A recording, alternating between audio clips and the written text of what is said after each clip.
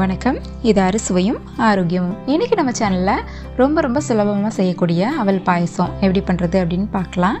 இந்த அவல் பாயசம் பண்ணுறதுக்கு நான் வந்துட்டு 50 கிராம் அளவுக்கு அவல் எடுத்திருக்கேன். இந்த அவல் ரொம்ப மெல்லிசாக இருக்கக்கூடாது, ஓரளவுக்கு திக்காக இருக்கக்கூடிய அவலை பார்த்து வாங்கிக்கோங்க. அப்போ தான் ஈஸியாக வந்துட்டு பாலில் கரைஞ்சி போகாமல் எடுத்து சாப்பிட்றதுக்கு ஏற்ற மாதிரி நல்லாயிருக்கும். இப்போது ஒரு பேன் வச்சு 1 ஸ்பூன் அளவுக்கு நெய் சேர்த்துக்கலாம். இந்த நெய் லேசாக உருகட்டும். நெய் உருகினதுக்கப்புறம் கொஞ்சமாக அதில் முந்திரி சேர்த்துக்கலாம். உங்களுக்கு விருப்பப்பட்ட அளவு நீங்கள் தாராளமாக எவ்வளோ வேணாலும் சேர்த்துக்கலாம். ஸ்லோ ஃப்ளேமில் வச்சுட்டு இதை ஃப்ரை பண்ணிக்கலாம். லேசான ஒரு கோல்டன் ப்ரௌன் கலர் வரணும். இப்போது ஓரளவுக்கு லேசாக ப்ரௌன் ஆகிடுச்சு. இந்த டைமில் நம்ம எடுத்து வச்சுருக்க அந்த அவலை இதில் சேர்த்து நல்லா வறுத்துக்கலாம். எதுக்காக அவலை வறுத்துட்டு சேர்க்குறோன்னா, நம்ம பாலில் போட்டு டைரெக்டாக கொதிக்க வைக்கும்போது அது அப்படியே கரைஞ்சி போயிடும், ரொம்ப கெட்டியாகிடும், பொங்கல் மாதிரி ஆகிடும் பாயசம். ஸோ அதனால் இந்த மாதிரி வறுத்துட்டு போடும்போது அது அவ்வளோ சீக்கிரம் கரைஞ்சி போகாது, அவல் கரைஞ்சி போகாது. நல்ல திக்கான அவலாக எடுத்துக்கிட்டிங்கன்னா பாயசம் ரொம்ப நல்லாயிருக்கும். பாருங்கள், ஓரளவுக்கு ஃப்ரை ஆகிடுச்சு. இந்த மாதிரி கொஞ்சம் திக்காக இருக்கணும். ஒரு 4-5 மினிட்ஸ் இதை ஸ்லோ ஃப்ளேமில் வச்சுட்டு வறுத்திங்கன்னா போதுமானது. இப்போ இது ரெடி ஆகிடுச்சு. நம்ம ஒரு பிளேட்டில் கொட்டி இதை ஆற வச்சுக்கலாம். இப்போது அதே பேனில் 3/4 லிட்டர் அளவுக்கு நான் பால் எடுத்திருக்கேன்.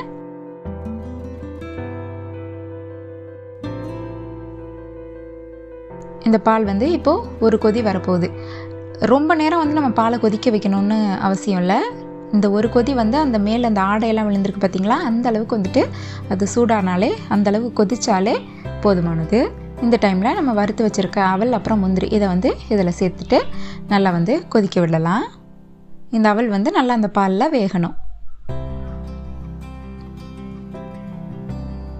நம்ம பாலோட அளவு அதிகமாகவும் அவளோட அளவு கொஞ்சம் கம்மியாக தான் எடுத்துக்கணும்.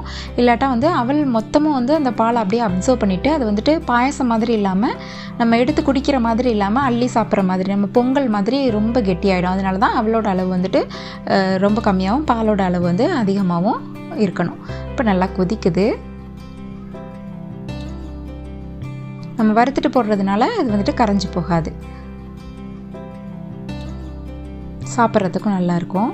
நீங்கள் ஒரு 2-3 மணி நேரத்துக்கு அப்புறம் பாயசத்தை சாப்பிட்றீங்கன்னா சில சமயம் கெட்டியாகிடும். நம்ம தண்ணியை அதாவது நம்ம பாலை கம்மியாக வைக்கும்போது அவல் அப்சர்வ் பண்ணி ரொம்ப கெட்டியாகிடும். அந்த டைமில் நீங்கள் திரும்ப அதை ரீஹீட் பண்ணக்கூடாது. அப்போது நீங்கள் கொஞ்சமாக சுடுதண்ணியை ரெடி பண்ணி எடுத்துக்கிட்டு அந்த பாயசத்தில் போட்டு கலந்து அதுக்கப்புறமேட்டுக்கு நீங்கள் சாப்பிட்ணும்.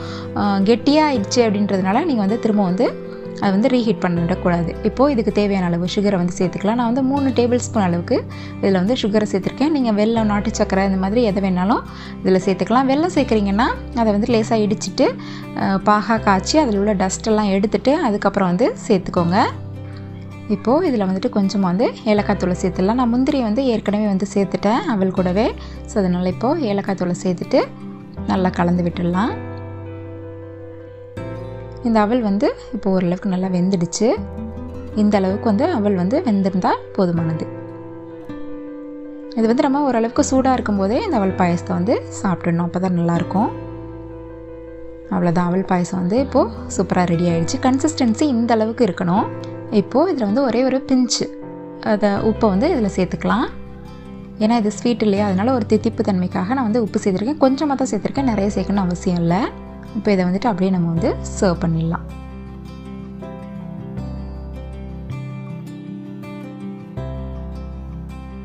அவ்வளோதான், டேஸ்டியான ரொம்ப சுலபமாக செய்யக்கூடிய அவல் பாயசம் சூப்பராக ரெடி ஆகிடுச்சு. நீங்களும் இதை ட்ரை பண்ணி பாருங்கள். இந்த வீடியோ உங்களுக்கு பிடிச்சிருந்ததுன்னா மறக்காமல் நம்மளோட சேனலை சப்ஸ்கிரைப் பண்ணுங்கள்.